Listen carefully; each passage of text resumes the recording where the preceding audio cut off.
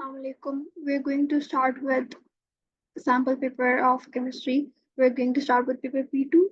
So question number 1, it says a student makes aqueous copper chloride, ठीक है, by adding excess copper carbonate to dilute hydrochloric acid. What is the next step in the method in the formation of solid copper chloride? Okay. सबसे पहले जो है हम लोग इसके अंदर देखते हैं, क्वेश्चन को अंडरस्टैंड करते हैं। हमारे पास दो रिएक्टेंट जो है वो कॉपर कार्बोनेट और डाइल्यूट हाइड्रोक्लोरिक एसिड है। ठीक है, तो हो क्या रहा है कि जब जो कॉपर कार्बोनेट को हमने ऐड किया है टू डाइल्यूट हाइड्रोक्लोरिक एसिड, एक केमिकल रिएक्शन जो है वो अकर होगा। उसकी वजह से हमारे कुछ प्रोडक्ट्स बनेंगे। अगर मैं इसकी इक्वेशन बनाऊं तो हमारे पास कॉपर कार्बोनेट है जो कि सॉलिड फॉर्म में, फिर हमारे पास हाइड्रोक्लोरिक एसिड है, ठीक है, डाइल्यूट जिसको हम लोग कर रहे हैं, और उससे क्या बनेगा, हमारे पास कॉपर क्लोराइड फॉर्म हो रहा होगा क्योंकि ये Cl और इसका कॉपर, प्लस हमारे पास ये रिमेनिंग जो सब्सटेंसेस हैं जिससे हमारे पास वाटर और कार्बन डाइऑक्साइड फॉर्म हो रही होगी। ठीक है, तो अब उसने हमसे क्वेश्चन पूछा कि हमारे पास नेक्स्ट स्टेप जो है वो क्या परफॉर्म हो रहा होगा। कि हम लोगों ने excess of copper carbonate add किया है, तो इसका मतलब है कि हम लोगों ने सारा जो हाइड्रोक्लोरिक एसिड है वो सारा यूज कर लिया, कंप्लीटली यूज अप हो गया है। ठीक है, तो अब नेक्स्ट जो है हमारे पास एक्स्ट्रा जो है वो कुछ सॉलिड पार्टिकल्स रह जाएंगे, तो उसको हम लोग को किस तरह से रिमूव करना होगा। Definitely can we do that through crystallization. अगर हम लोग इसको कंसिडर करते हैं तो no, we can not do that through crystallization. Why? Because crystallize हम लोग उसको नहीं कर सकते, क्योंकि हमारे पास फिर भी जो है, हमारे पास अगर सब्सटेंस वो फुल्ली यूज अप नहीं हुआ, हमारे पास एक्स्ट्रा पार्टिकल्स हैं। इवेपोरेशन से no, we can not do that. ठीक है, H2O चला जाएगा तो रिमेनिंग हमारे पास सिर्फ वो कॉपर क्लोराइड ही होगा, कुछ पार्टिकल्स कॉपर कार्बोनेट के भी होंगे। सबसे पहला स्टेप जो है, ये वाले स्टेप्स बेशक बाद में जरूर आएंगे, पर करंटली लाइक इमीडिएट स्टेप जो होगा वो फिल्ट्रेशन होगा। C will be the answer. Okay, question number 2 says the results of two separate tests on a white solid X are shown. Test हमारा क्या है, हम लोग डाइल्यूट नाइट्रिक एसिड ऐड कर रहे हैं, तो उसके बाद हमारा रिजल्ट आ रहा है, या एफरवेसेंस हो रही है, या फिर हम लोग एक्वा सोडियम हाइड्रोक्साइड ऐड कर रहे हैं और जो वार्म है उससे क्या हो रहा है, gas is formed which turns damp red litmus paper blue. तो हमारे पास एक्स क्या है। ठीक है, तो उसने हमें एक बताया कि result of two separate test on अच्छा वाइट सॉलिड एक्स था, और अब हम लोगों ने उसके ऊपर ये दोनों जो है ये यूज किए हैं। अब एफरवेसेंस जो हो रही है डाइल्यूट नाइट्रिक एसिड से, ठीक है, ये हमारे अगर हम लोग चार्ट पढ़ें जो यहाँ पे एनाइंस और कैटाइंस के टेस्ट हो रहे होते हैं, वहां से हमें पता चलेगा एफरवेसेंस हो रही होती है ड्यू टू कार्बन डाइऑक्साइड। इसका मतलब है निट्रिक एसिड के ऐड करने से उसके अंदर CO3 2 नेगेटिव ये एनाइन एग्जिस्ट करता है, कार्बोनेट का एनाइन एग्जिस्ट करता है। और अगर कोई गैस जो कि रेड लिटमस पेपर को ब्लू कर रही है, यानी कि ये कौन सी है, अल्कलाई है। अब अल्कलाई है और कौन सा अमोनिया, ये एक हमारे पास NH4+ यानी NH3 अमोनिया हमारे पास एग्जिस्ट करिए, अमोनिया गैस होगी। तो इस वजह से हमारे पास जो फाइनल प्रोडक्ट बनेगा वो एल्यूमिनियम कार्बोनेट नहीं हो सकता, एल्यूमिनियम नाइट्रेट नहीं हो सकता, अमोनियम होगा डेफिनेटली, अमोनियम होगा। तो कार्बोनेट होगा या नाइट्रेट होगा। जब भी एफिवेसेंस हो रही होती है वो कार्बन डाइऑक्साइड की वजह से होती है, इसलिए इसका आंसर जो है वो सी होगा। Question number 3. Iron 3 oxide is reduced by carbon monoxide to produce iron and carbon dioxide. What is the balance equation?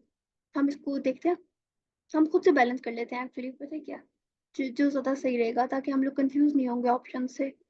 Fe2O3 plus CO will form Fe plus CO2। तो सबसे पहले हमारे पास यहाँ पे एक Fe है, यहाँ पे एक Fe है, ठीक है, और सॉरी यहाँ पे दो Fe है, यहाँ पे एक Fe है, तो हम यहाँ पे इसको 2 कर देते हैं फॉर द टाइम बिंग। यहाँ पे हमारे पास 4 ऑक्सीजन आइटम था, यहाँ पे 2 है, तो हम यहाँ पे 2 लिख लेंगे, इसकी वजह से 2 2 4 हो जाएगा। ओके, अब हमारे पास कार्बन देखे तो यहाँ पे कार्बन एक है, यहाँ पे कार्बन 2 है, तो ये इम्बैलेंस फिर से हो गया। तो अब हम लोग यहाँ पर या तो अगर हम यहाँ पे 1.5 करें, ठीक है, अगर मैं इसको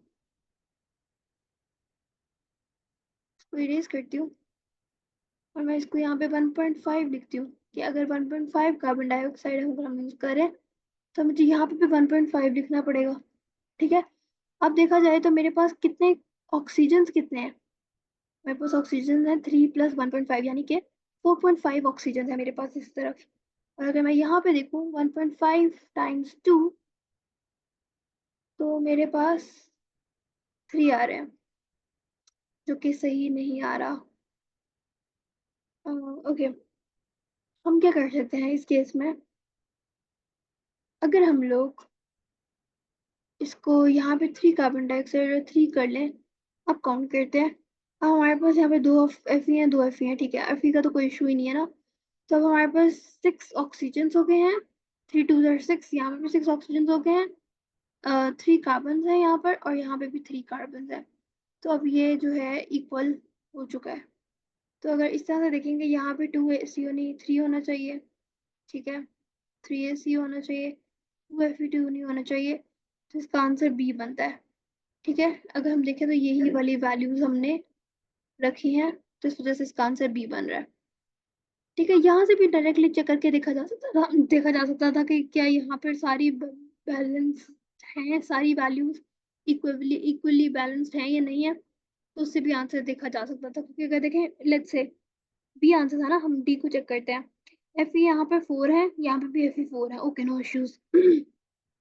यहाँ पे भी 3 कार्बन है, यहाँ पे भी 3 कार्बन है, नो इश्यूज। ऑक्सीजन को देखते हैं, 3 2 is 6, 6 ऑक्सीजन प्लस 3 ऑक्सीजन, तो हमारे पास इनिशियली जो है वो यहाँ पर 9 ऑक्सीजन बन रहे हैं और बाद में हमारे पास 6 ऑक्सीजन बन रहे हैं, तो ये इम्बैलेंस्ड है। तो बी हमारा करेक्ट आंसर आता है। Moving on to question number 4. Carbon is insoluble in water. Copper oxide is a solid that is insoluble in water but reacts with dilute hydrochloric acid. Which method is used to separate copper from a mixture of copper and copper oxide? Copper oxide जो है वो react करेगा HCl के साथ definitely, क्योंकि like जब copper oxide जब react करेगा HCl के साथ तो it will form copper chloride. ठीक है, कॉपर क्लोराइड प्लस HO जो बन जाएगा। खैर इसको ये बाय प्रोडक्ट्स की हमें ज़रूरत नहीं है, हमें मेन जो प्रोसेस हो रहा है ना उसका कंसिडर करना है। तो कॉपर ऑक्साइड जब HCl से रिएक्ट करेगा तो वो सॉल्युबल जो है हमारे पास कॉपर क्लोराइड बनाएगा, लेकिन जो हमारे पास कॉपर इटसेल्फ होगा वो इनसॉल्युबल रहेगा, जो कि एक्स्ट्रा कॉपर होगा, तो हम लोग उसको फिल्टर कर देंगे।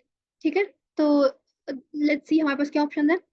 उसमें उसने हमें बताया है कि dissolve the mixture in water then filter. Not dissolve, dissolve नहीं हो रहा, ये रिएक्ट हो रहा है। Dissolve the mixture, not dissolve, react. Okay, react react, ये दोनों रिएक्ट की बात करें। with dilute hydrochloric acid, then filter. Yes, C will be the answer. Then crystallize, no. Crystallize, no. Because firstly we have to um, separate the insoluble copper. Okay. Question number 5. Uh, what is the balance equation for the reaction between magnesium and dilute sulfuric acid? इसके अंदर हम लोगों ने simply बस check करना है कि क्या है। अब इन पिछले क्वेश्चन में हमने खुद से पहले सॉल्व किया था उसको, यहाँ पे हम डायरेक्टली चेक कर लेते हैं। एक मैग्नीशियम है, एक मैग्नीशियम है, ओके नो इश्यूज। 2 हाइड्रोजन्स हैं, 2 हाइड्रोजन्स हैं, ओके। एक सोडियम है, एक सल्फर, एक सल्फर है, 4 oxygen, 4 oxygen. This seems to be the correct answer, but let's see further. और अगर हम फार्मूला देखें तो ये यहाँ पर मैग्नीशियम MgSO4 का फार्मूला जो है वो गलत लिखा हुआ है, मैग्नीशियम सल्फेट का फार्मूला ये नहीं होता। तो डी और बी तो वैसे ही कट हो गए क्योंकि उन्होंने फार्मूला गलत लिखा हुआ है, और ये वाला फार्मूला भी गलत लिखा हुआ है, Mg2SO4 नहीं होता। तो A will be the answer. 6. Question 6. An aqueous sample of X is heated with aqueous sodium hydroxide and small pieces of aluminum. A gas is produced which turns damp red litmus paper blue. Aqueous sodium hydroxide is added to a second aqueous sample of X. A pale green precipitate is observed. अच्छा, अब देखो सबसे पहले जो हमारे पास gas है जो कि डैम्प रेड लिटमस पेपर को ब्लू कर रही है, जैसे हमने पीछे भी देखा था। तो इसका एक रीजन ये है कि ये हमारे पास NH4 पॉजिटिव होगा। ठीक है, क्योंकि ये हमारे पास ये सॉल्ट जो हमारे पास बन रहा होगा ड्यू टू ये अमोनियम। ठीक है, तो एक चीज तो ये हो गई। An aqueous sample of X is heated with aqueous sodium hydroxide. एक X है सैंपल जो NaOH के साथ रिएक्ट किया है, प्लस सम एल्यूमिनियम पार्ट्स एज वेल, और एक गैस प्रोड्यूस हुई है which turns damp red litmus paper blue. Wait, this will not be ammonium this time. This can be something else, but let's see. और aqua sodium hydroxide जो है उसको एक और second aqua sample of x में दिया, और इससे पेल ग्रीन हमारे जो प्रेसिपिटेट्स जो बने हैं, जब जो भी पेल ग्रीन बने हैं NaOH के साथ, तो it has to be iron. Iron होगा जिसकी वजह से जो है हमारे पास पेल ग्रीन बन रहे हैं, तो एक तो ये आयरन जरूर होगा। पर अब हमारे पास क्योंकि अगर हमारे पास एक एक पॉजिटिव आइंस है, तो हम इधर हम लोग पॉजिटिव आइंस को नहीं कंसिडर कर सकते, इसलिए मैंने कहा था कि भी हम लोग इसको नहीं देखेंगे। पर अगर हम देखें तो यहाँ पे हमारे पास एक्चुअली नाइट्रेट के सॉल्ट्स बन रहे होंगे, that is why this is going to be iron two nitrate, so not sulphate. Sulphate का हमारे पास ये नहीं होता। दैट्स एक्चुअली एक चीज और भी कि इस क्वेश्चन के अंदर जो मेन टारगेट था वो हमारे पास एनाइंस नहीं था, कैटाइंस का था। तो क्योंकि अगर अगर अमोनियम होता तो उसका उसके साथ हमारे पास ये पेल ग्रीन वाला कॉन्सेप्ट ना आता, इस वजह से हम लोगों ने जो है आयरन को प्रेफरेंस दिया। और इसमें भी आयरन नाइट्रेट को इस वजह से क्योंकि हमारे पास जो है, वैसे तो इसमें कोई इस तरह स्पेसिफिक एनाइन का टेस्ट नहीं हो रहा, पर हमारे पास जो क्योंकि जो सल्फेट्स हैं उनका वाइट होता है यूजली, और हमारे पास उसने हमें यहाँ पे बताया है कि हम लोगों ने एल्यूमिनियम को भी यूज़ किया है, और साथ में बस ये ग्रीन प्रेसिपिटेट्स जो हैं वो ऑब्जर्व किए गए हैं, हालांकि सल्फेट जो होते हैं वो सॉल्युबल होते हैं। This this question actually is a little bit confusing, but nitrate seems to be the most reasonable option over here. Question number 7. Which reaction produces carbon dioxide, addition of dilute nitric acid to copper carbonate, heating zinc carbonate, or combustion of methane? So actually, let's see it one by one. Nitric acid plus copper carbonate. This will form carbon dioxide, definitely. Heating zinc carbonate, then you are actually decomposing it, so you will also get a carbon dioxide. Combustion of methane also will also include carbon dioxide.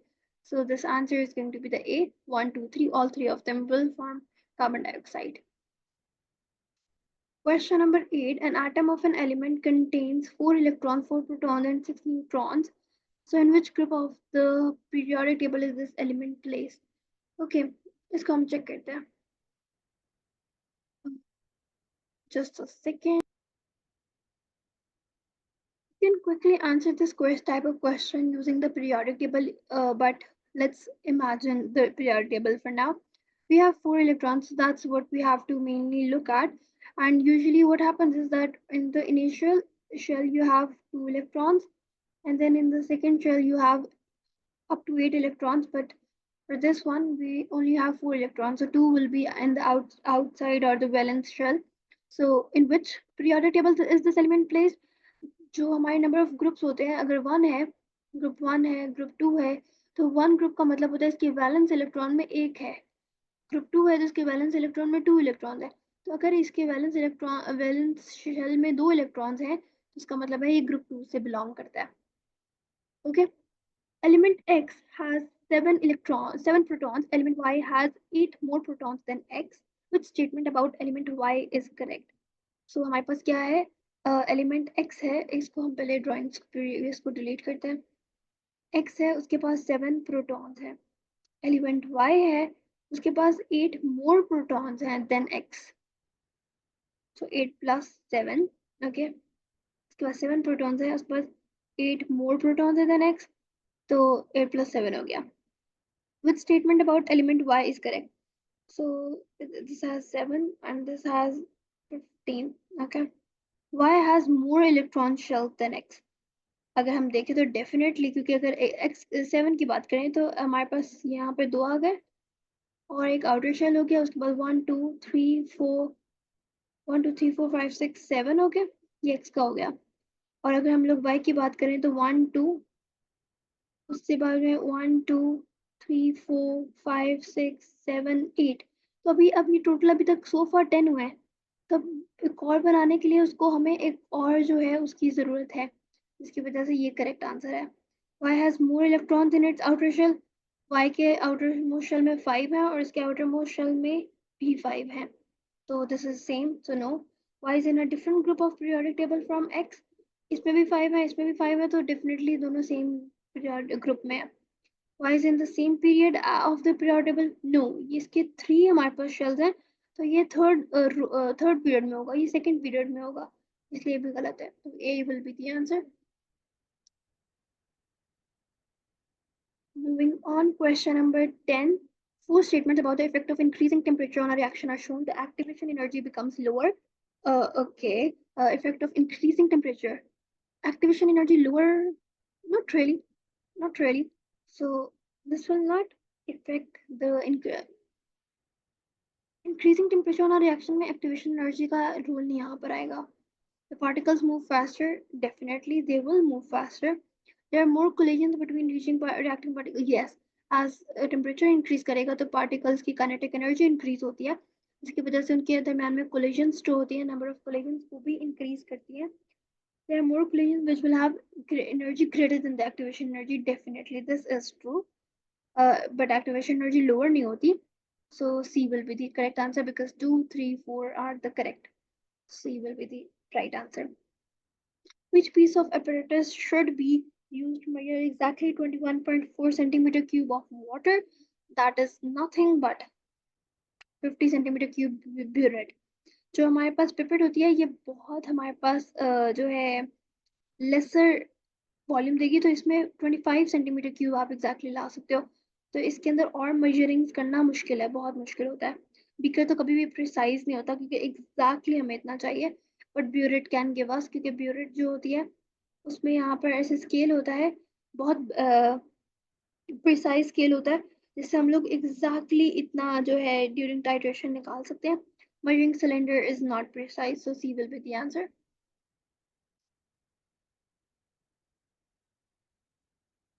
Question number 12. The relative atomic mass AR of an element is determined by comparing the mass of one atom of the element with the mass of one atom of element Q. What is Q? That is carbon. This is a very, very known fact. Oh, sorry, not. I don't have to circle the 12. I have to circle A, carbon. This is a very known fact that relative atomic mass AR, that is AR, it is based on carbon 12 as a standard mass, which is 12. Which equation for the decomposition of calcium nitrate is correct? So for this question, let's see how decomposition works. I'll tell you. So we have calcium nitrate. So calcium nitrate, how will it work? That we can see कि हमारे पास calcium है यहाँ पे, और हमारे पास एक हमें salt बनाना पड़ता है साथ में. अगर हमारे पास कैल्शियम है, ऑक्साइड बनाना पड़ता है बेसिकली, तो कैल्शियम को यूज करेंगे और कैल्शियम के साथ जो भी हमारे पास होगा ऑक्साइड. ठीक है. और अब हमारे पास ये जो एन है, ये भी नहीं, ये तो रिमेनिंग अभी पड़ा हुआ है ना, इसको भी हम यूज करेंगे एन. और बाकी जो ऑक्सीजन, एक ऑक्सीजन हमने इधर भेज दिया था, बाकी भी हमारे पास 2 और ऑक्सीजन है, तो O2. और ड्यू टू दिस 2 हमारे पास और जो है ऑक्सीजन से प्रोड्यूस होंगे, जिसकी वजह से हमारे पास O2 प्रोड्यूस हो रहा होगा. तो ये हमारे पास है. अब इसको बैलेंस करना है. ठीक है. बैलेंस करने के लिए हमारे पास ये यहाँ पे 2 नाइट्रोजन है, तो यहाँ पे भी हमें 2 नाइट्रोजन करना पड़ेंगे. अब जब हमने 2 नाइट्रोजन कर लिया है, तब हम लोग अब हम उसको काउंट करते हैं ऑक्सीजन को. यहाँ पे टोटल ऑक्सीजन है 6, यहाँ पे 1 + 4 + 7, तो ये 7 हो गए. ये सही नहीं रहा. आई थिंक इसको हम लोग अगर डायरेक्टली इधर से पर हीट कर लें तो ये ज़्यादा सही रहेगा, फिर काउंट करना भी ईजी होगा. ओके. Calcium single. यहाँ पे हमारे पास नंबर ऑफ ऑक्सीजन जो है वो 6 है, यहाँ पे नंबर ऑफ नाइट्रोजन जो है वो 2 है, यहाँ पे नंबर ऑफ नाइट्रोजन 1 है, तो ये तो नहीं हो सकता. यहाँ पे कैल्शियम एक है, सही है. नंबर ऑफ नाइट्रोजन यहाँ पे 2 है, सही है, नाइट्रोजन सही है. यहाँ पे 6 ऑक्सीजन है, यहाँ पे 4, 5, 6, 7 है, ये भी नहीं हो सकता, करेक्ट नहीं है. अच्छा, अब हमारे पास इसको चेक करते हैं, सी को. 2 कैल्शियम है, सही है. 2 नाइट्रोजन है, हमारे पास 3 2 6, 6 10 8. यहाँ पे हमारे पास 2 + 4 + 2, नो 6,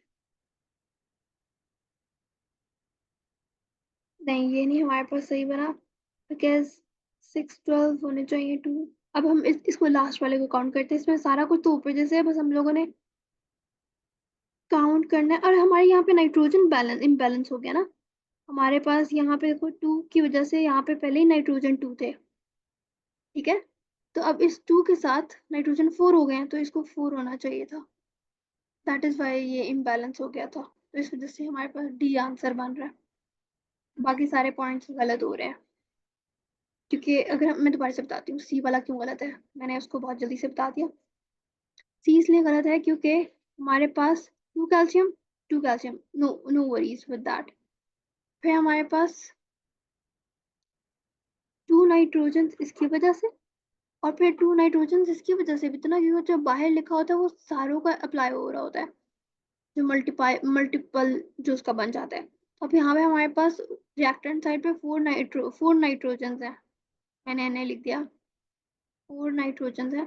तो प्रोडक्ट साइड पे हमारे पास सिर्फ 2 एन है, जिसकी वजह से हमारे पास इशू आ रहा है, तो डी आंसर होगा। Question 14 says a compound of element X has the formula X2O and relative formula mass of 144. What is element X?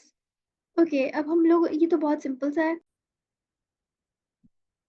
सबसे पहले हम लोग इसके लिए लिखते हैं हमारे पास 2 इंटू जो हमारे पास ये, अब ये मोलर मास ऑफ X2 भी होगा, ठीक है। तो मैं यहाँ पर X लिख देती हूँ, प्लस हम लोग उसके अंदर मोलर मास ऑफ ऑक्सीजन लिखेंगे 1, उसको 1 से मल्टीप्लाई करेंगे क्योंकि एक ऑक्सीजन है, तो वो हमारे पास 16 है, वो इक्वल किसके है 144 के।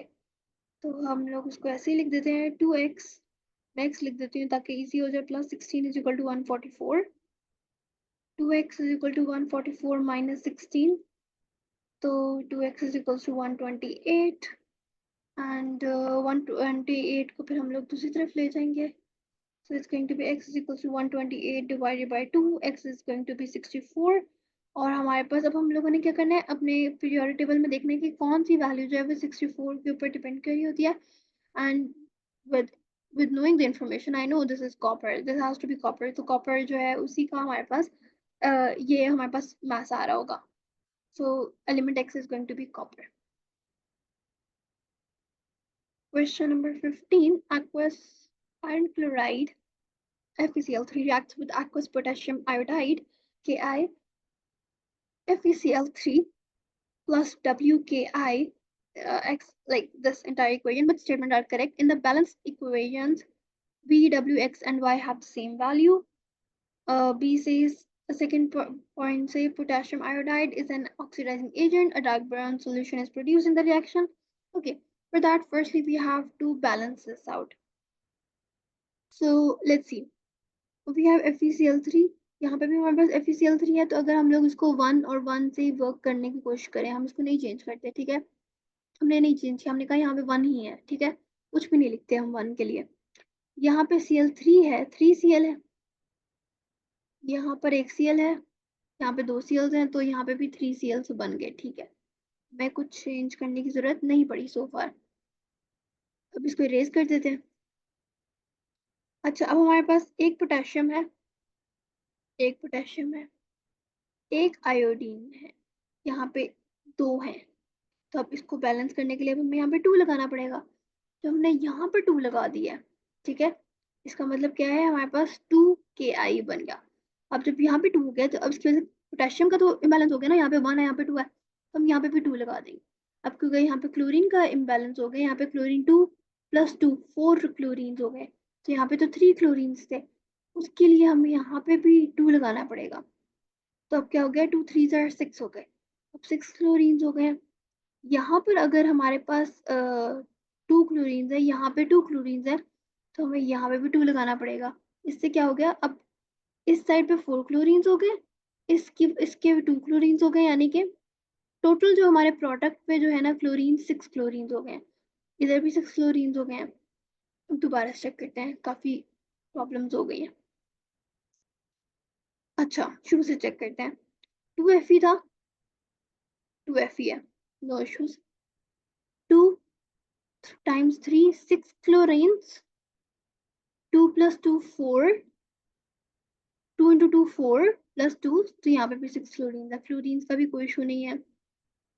फिर इसके बाद हमारे पास 2 पोटेशियम्स हैं, और यहाँ पे भी 2 पोटेशियम्स हैं, ओके। यहाँ पे 2 आयोडीन है, और यहाँ पे भी 2 आयोडीन्स हैं, तो I think now it is balanced. Okay, now it is fully balanced. So statement 1 क्या थी, In the balanced equation, v, w, x and y have the same value. If we notice, y की भी, x की भी, w की भी, v की भी, सबकी सेम वैल्यूज है, तो 1 तो आंसर है. अब next look at for potassium iodide. Potassium iodide क्या ऑक्सीडाइजिंग एजेंट है? नो. पोटेशियम आयोडाइड जो है ये हमारा रिड्यूसिंग एजेंट होता है. ये हमें वैसे भी पता है, पर मतलब ये एक फैक्ट है जो ये वर्क कर रहा होता है. पर अगर हम लोग यहाँ पर भी देखें तो यहाँ पे अगर हम लोग इसकी वैल्यूज निकालें, या तो अगर हम लोग इसको आइंस के करके इसकी वैलेंसी इसको चेक करेंगे ऑक्सीडेशन नंबर से, उससे भी हमें आइडिया हो जाएगा कि ये रिड्यूसिंग एजेंट है. बट वैसे भी हमें इसकी प्रॉपर्टी पता है कि पोटेशियम आयोडाइड जो होते हैं ये ऑक्सीडाइजिंग एजेंट नहीं होते, रिड्यूसिंग एजेंट होते हैं. हमारे पास ऑक्सीडाइजिंग एजेंट कौन से हो सकते हैं? हमारे पास KMnO4 एटसेट्रा. ओके, अभी हम लोग इसी क्वेश्चन स्टिक करते हैं. Dark brown solution. अच्छा, अब हमें पता है ना जब ये वाला आंसर नहीं है. अब अगर हम लोग ऑप्शंस को देखें, एक ऑप्शन है 1 and 2, तो 1 and 2 तो हो ही नहीं सकती, और हमें पता है 1 भी करेक्ट है. एक ऑप्शन है 1 and 3, हमने 3 को भी चेक नहीं किया. बाकी अगर ऑप्शन देखें 2 and 3 ओनली, 2 ओनली, 2 तो हमारा ऑप्शन में था ही नहीं, तो सिर्फ हमारे पास ऑप्शन जो है वो बी ही बनता है. तो without looking at the third portion हम फिर भी बी को सेलेक्ट कर सकते हैं. पर अगर हम देखें dark brown solution is produced in the reaction, वो बन रहा है आयोडीन की वजह से हमारे पास डार्क ब्राउन सोल्यूशन फॉर्म हो रहा है. तो हमारे पास 1 और 3 जो है वो करेक्ट हो जाएंगे. यहाँ पर जो है हमारे सैम्पल पेपर का पेपर 2 जो है वो कवर हो रहा है. पेपर 4 जो है वो हम अब नेक्स्ट वीडियो में कवर करेंगे. ओके.